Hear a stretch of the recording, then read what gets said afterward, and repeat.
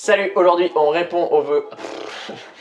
Salut, aujourd'hui on répond à vos questions sur le zéro déchet avec Hélène de la chaîne YouTube Edeni. Si tu veux poser ta question au prochain invité, suis-moi sur Instagram @pierre.chevel ou sur Facebook. Changer le monde en 2 heures, c'est toujours là que je pose des questions. Are you ready? Yes! Question number 1. Margot demande quelle est THE astuce que tu as mis en place et qui te semble la plus efficace pour réduire tes déchets? C'est refuser. À partir du moment, Margot, où à chaque nouveau produit que tu vas tenir dans tes mains, tu te demandes est-ce que j'en ai vraiment besoin? Est-ce que c'est sain, écologique, éthique et que ça va pas juste prendre la poussière? Voilà, t'as tout compris. Elle demande aussi comment est-ce que tu as adapté ta vie sociale? Est-ce que tu as arrêté les restos? Est-ce que c'est compliqué de te faire inviter par tes amis, ta famille? Pas du tout. D'ailleurs, on était au resto juste avant de venir et c'est juste que j'ai pas pris la petite serviette jetable en papier. Plutôt que de prendre à emporter, je me suis dit on peut quand même s'arrêter et puis prendre le temps de manger sur place, ne serait-ce que même si vous avez que 10 minutes. Parce que ça fait moins de déchets. Ça fait moins de déchets, évidemment. Laura, elle demande comment est-ce qu'on peut être zéro déchet quand on habite dans une ville sans supermarché qui fait du vrac. Parce que pour les légumes, fruits et les œufs, elle dit moi je peux aller au marché, mais le reste c'est difficile quoi. Alors elle a raison, Laura, c'est compliqué. Non mais c'est vrai. Ils sont intelligents les abonnés. C'est pour ça que Edeni et le Bootcamp, on dit que c'est le club social pour les urbains qui veulent sortir de leur... C'est une formation pour passer au zéro déchet. Exactement. Mais on sait qu'on s'adresse prioritairement aux urbains et aux urbaines parce que malheureusement, le zéro waste n'est pas forcément toujours aussi évident partout. Après, attention, vous frustrez pas quoi. Dites pas c'est tout ou rien. Vous avez déjà tellement de choses à mettre en place que vous focalisez pas sur ce que vous n'arriverez pas à faire. Faites plutôt déjà tout ce que vous pouvez faire. Et si là pour la bouffe c'est compliqué, peut-être que tu peux davantage avancer sur ta réduction des déchets effectivement ailleurs sur ta vie sociale ou ta salle de bain par exemple. Après tu peux quand même arriver avec tes sacs en toile que tu vas pour éviter les sacs plastiques pour les fruits et légumes déjà. Exactement, pour les fruits et légumes, il y a beaucoup de choses en vrac. Après il y a toujours, mais souvent dans les petits supermarchés de campagne, je les connais, et le bio souvent est emballé. Même Linou, qui fait marrer avec son pseudo, sur Twitter, qui demande comment est-ce que tu perçois l'évolution des mentalités sur le zéro déchet? Ça se propage à quelle vitesse? Nous, dans les bootcamps, c'est vrai qu'on a beaucoup de personnes intéressées de tous milieux sociaux. Okay. Ça peut aller du grand dirigeant CAC 40 jusqu'à une étudiante ou alors une maman infirmière jusqu'à un avocat. Enfin, il y a vraiment de tout. Donc j'ai l'impression que ça se propage quand même assez vite. Après, la connaissance du terme se propage beaucoup plus vite que son application. Ouais. Ça, c'est sûr. C'est comme le succès des films comme Demain ou voilà, même toi avec, je suis sûre, Changer le monde en 2 heures, ça au moins c'est du concret, on en a besoin parce que sinon il y a beaucoup trop de sensibilisation et pas assez de passage à l'action. Ouais, c'est pour ça que j'aime beaucoup ce que tu fais. Ouais, exactement. C'est cool d'inspirer, mais il y a un moment concrètement, faut y aller quoi. Faut y aller, mais on y va, allons-y ensemble. Yeah. Question bonus de Memlinou, est-ce que Edeni va se développer en dehors d'Île-de-France ou est-ce que vous allez collaborer avec d'autres associations, d'autres villes?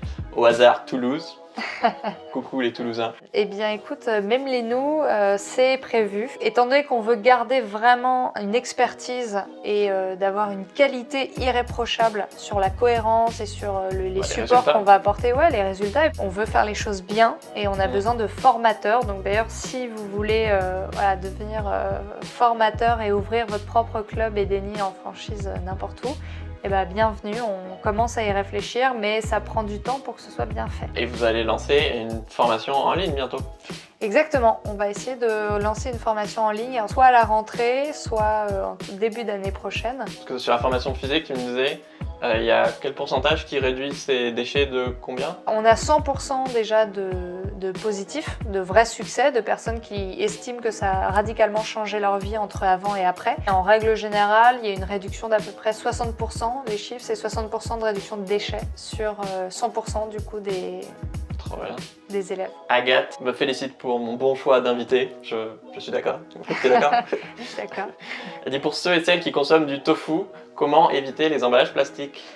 Très très bonne question. Je suis pas fan non plus des monocultures, soja ou des choses qui viennent de l'autre bout du monde, quand on fait 3500 km, il vaut mieux consommer local. À Paris, il existe la maison du tofu dans le 19e où on peut, je le fais très souvent, apporter son petit bocal et se le faire remplir de tofu. Mais sinon, effectivement, ça fera partie des... j'en ai quelques-uns des emballages comme ça, de fromages végétaux au début, avant que je les fasse. Tiens, celui de tout en bas. Voilà, ça c'est le petit bout qui reste d'un emballage. Et bah, ça se retrouvera dans votre bocal, hein, c'est tout. Si t'as pas vu la première vidéo, on explique plus en détail comment elle a réduit ses déchets justement pour que ça tienne tout dans un bocal. Stéphane demande comment faire si on veut aller plus loin que le zéro déchet individuel et entreprendre des projets communautaires.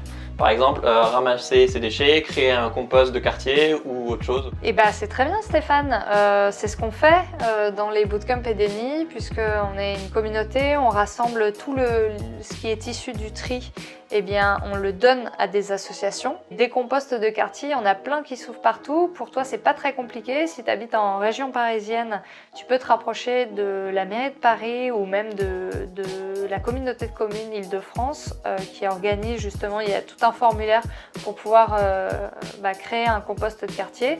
Et sinon, ta propre initiative, quoi. Donc, entreprenez. Et pour terminer, avec Florito. Et pour terminer avec Florito Mario demande, est-ce que le zéro déchet est une cause transversale? Est-ce que ça peut aider au principe de convergence des luttes? Eh bien, oui. Nous, c'est... C'est bon, c'est exactement ce qu'on fait d'ailleurs dans EDENI. On est vraiment très attaché à cette transversalité, à ce côté holistique. Pluridisciplinaire. Exactement.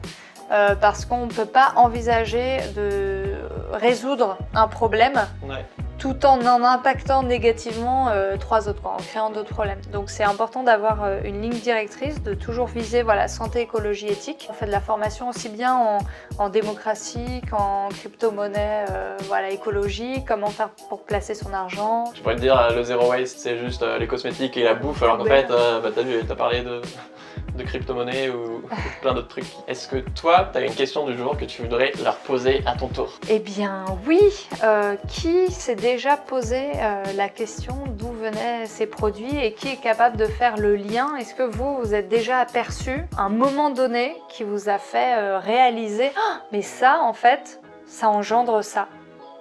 Et de faire ce lien entre les deux. Par exemple, le jour où j'ai réalisé qu'un t-shirt à 5 €, ça entraînait forcément le fait qu'il y avait des esclaves derrière avec des produits chimiques qui polluaient des rivières. Et du coup, j'ai arrêté d'acheter des t-shirts à 5 €. Qui a déjà eu ces prises de conscience et sur quoi? Racontez-nous vos expériences. Si t'es nouveau, abonne-toi à la chaîne d'EDENI et à changer le monde en 2 heures. Je te mets les liens en dessous. À bientôt, ciao!